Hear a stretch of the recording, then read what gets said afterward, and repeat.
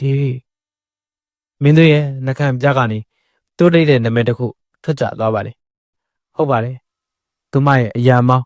သပင်ပုံစံကိုနေဟန်တာအားလုံးကတီးတီးနဲ့တပုံစံနဲ့ပါမင်းတို့ကနေရာကနေထရက်တယ်သူ့ရဲ့ခြေလက်တွေကထုံးမိန်ကလေးစီးတော့အလိုလျာဥတီသွားပါတယ်မိန်းကလေးကလက်ထဲကဝိုင်ကော့ကိုကိုင်းရင်လူတစ်ယောက်နဲ့စကားပြောနေရဲ့မင်းတို့သူမနောက်သူရောက်သွားပြီးတော်ရီနေရဲ့လက်တွေနဲ့သူမရဲ့ပခုံးကိုလှန့်ကင်နေဒီမင်းတကယ်ပဲပြန်လာလားမိန်းကလေးကအလန်တကြားနဲ့လှည့်ကြည့်လှပတဲ့မျက်နှာလေးပေါ်မှာအာဝမှုတွေအပြည့်မင်းတို့ရဲ့စိတ်အာရုံထဲမှာထုံမိန်းကလေးရဲ့မျက်နှာဟာတီရီရဲ့မျက်နှာနဲ့အတိအကျပုံပေါ်လို့နေပါတယ်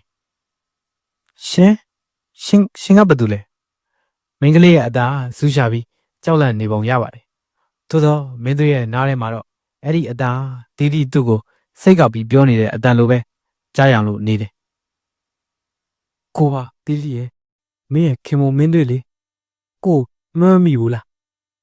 ကိုမင်းကိုဘယ်လောက်လိုက်ရှာနေခဲ့ရလဲတိလားမင်းတွေကမင်းကလေးရဲ့လက်နှစ်ဘက်ကိုဆွဲကန်မှုကြိုးစားတယ်မင်းကလေးကရုန်းကန်ရင်အနောက်သို့ဆုတ်သွားတယ်ကျမကိုလှုပ်ဆန်းရှင်လူမားနေပြီကျမနာမည်တီရီမဟုတ်ဘူးနွဲ့မညာပါနဲ့တီရီရဲ့မင်းကိုစိတ်ဆိုးနေအောင်မလားအဲ့ဒီနေ့ကကိုကားကိုတတိထားပြီးမောင်းခဲ့တင်တာပါကိုတောင်းပန်ပါတယ်ကွာပြန်လိုက်ခဲ့ပါနော်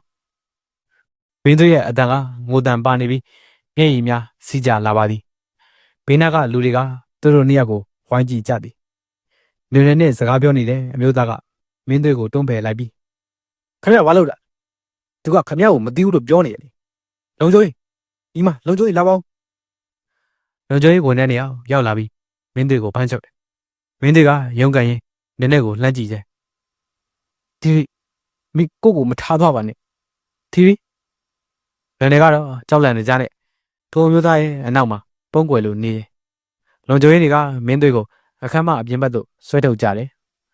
အပြင်ရောက်တော့မှအောင်နိုင်ကပြေးလာပြီးလုံကျိုးတွေကိုတောင်းပန်ကမင်းတွေကိုကားပေါ်တင်ခေါ်သွားရပါတော့တယ်